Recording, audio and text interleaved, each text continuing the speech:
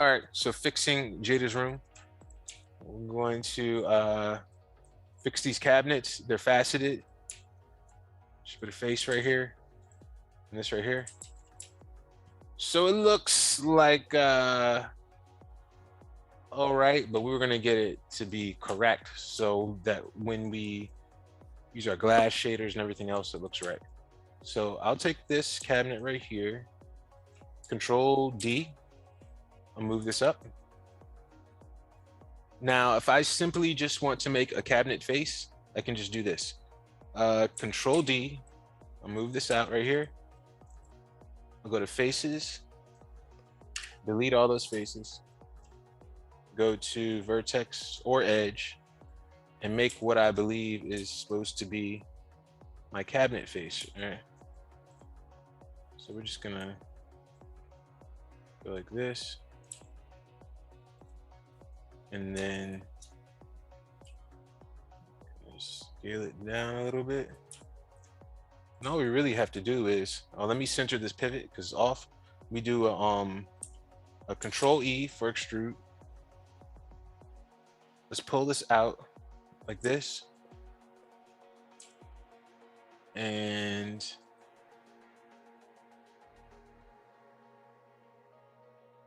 oh, you know what? Actually, this is what we'll do. We'll just do this. I can go here, select on this, Control E, and go to offset, bring this in. Wait, did I already make this thicker? I think I might have by accident. Control E.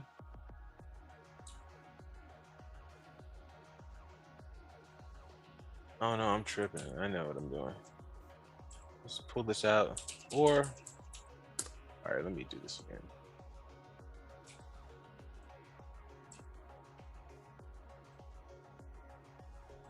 Let me just make sure this is one face. All right, this is one face.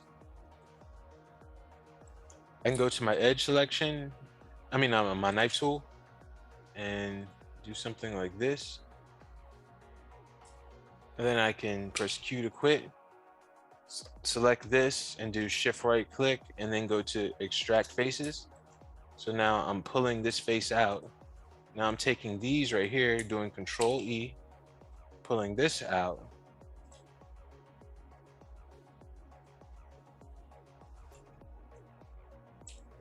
And then I can give this a bevel, shift right click, do a bevel edge, just to get some softness on it. Remember, segment 2 or more, don't go too crazy, or you might crash. And then we can take this right here, pull this where it needs to be. And then we could take this, Control E, and we'll give this a little bit of thickness, just a little bit. It doesn't need too much. Why'd that happen like that? Let me make sure it's one face. What I did is I have this up here, which is telling me the poly count. And to get this, you go to display,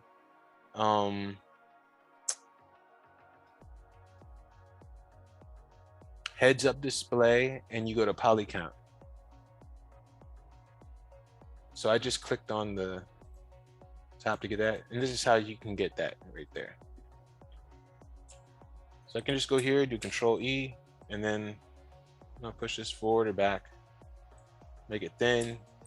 And now I have my piece of glass and I can center the pivot and then push this over here into here.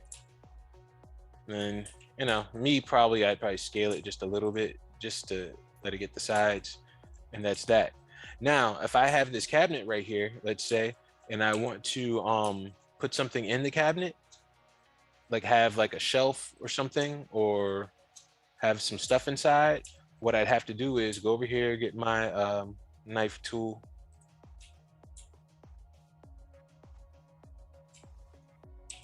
It just depends on your reference what this looks like.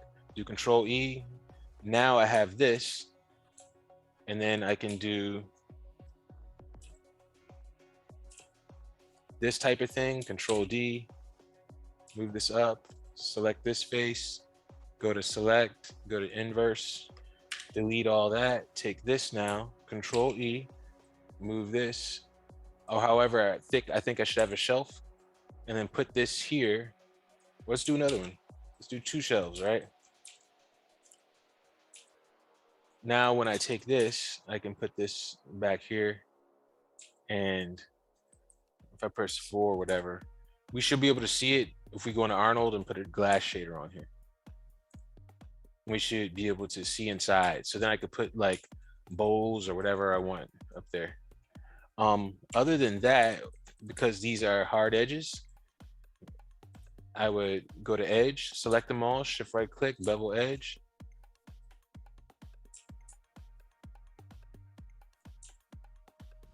Yeah. And so now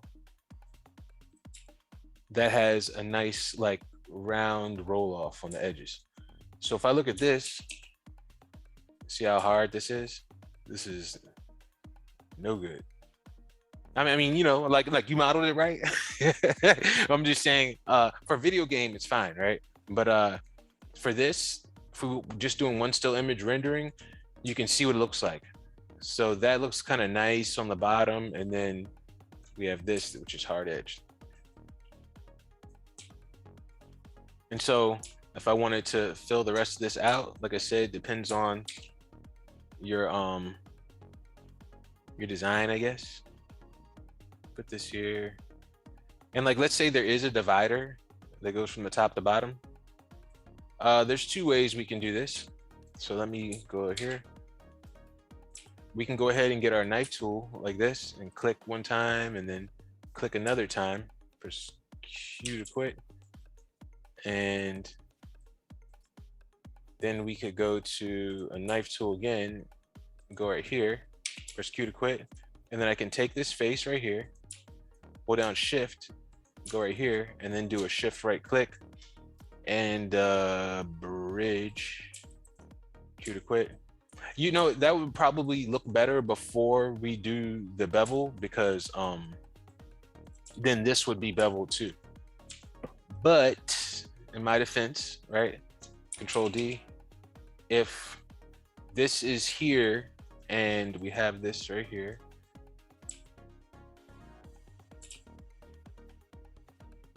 and we just need it to show, like we don't really, it's not that important, I guess, if we're just like looking at it from that side. Control D. But ultimately what I do is Control D, I go like this, I go to the face, Control E, go to offset, pull it in, press G to repeat the tool, push it to the back till it turns black, then bring it back. What? I didn't even do that on purpose. You know, just saying. That was kind of cool. I don't say so myself. All right, so anyway, we'll go right here and we'll do the same thing, and we'll just make our cuts. So we have the cuts right there, and then I'll just select this face, shift right click, and then do a bridge, Q to quit. I don't know why everything lit up like that. Select that face, hold down shift right click, bridge faces. It's a little strange. Click, and then do a G to repeat the tool. Now I'll go back into my edges, shift right click, bevel edge, and then I'll give it segmented 2 or more. And then now we have this, which is nice and smooth. And then same thing with this, Control D. I'll pull this up, press F to zoom in, and I'll do well, actually, let's go like this, scale this in. Go to edges, select all the edges, shift right click, do a bevel edge, and then let's do a segment 2 or more, Q to quit. And now we have this. I'll go get vertexes, take this over here, W, and slide this into here. Go over here, take this, slide this into here, or we could have it on the edge, you know, it just depends on you. Control D.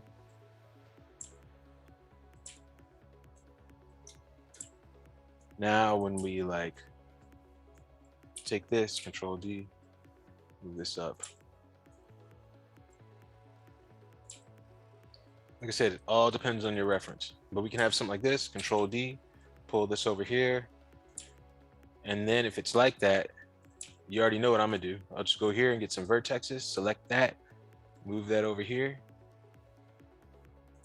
just to get my little divider area. And then if this is too much for us, Control D.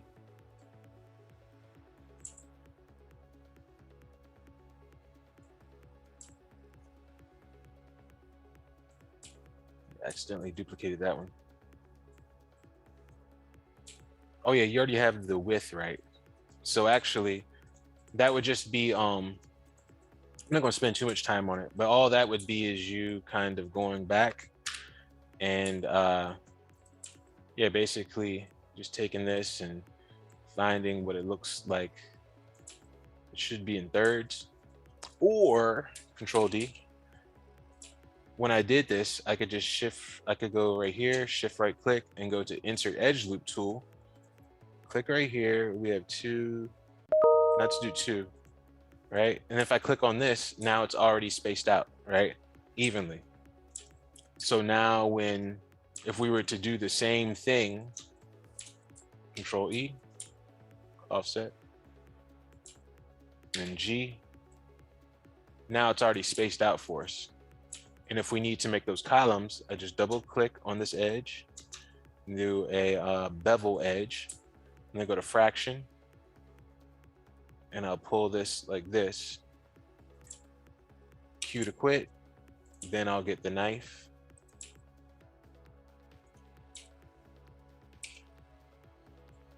go to my face,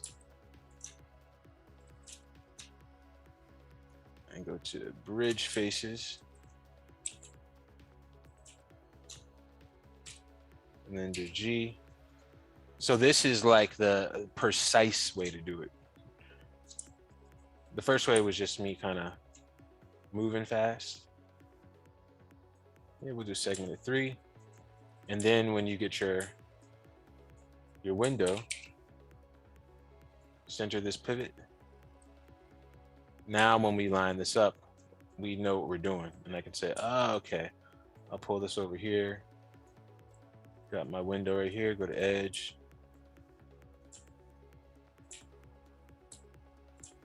Control D. Yeah.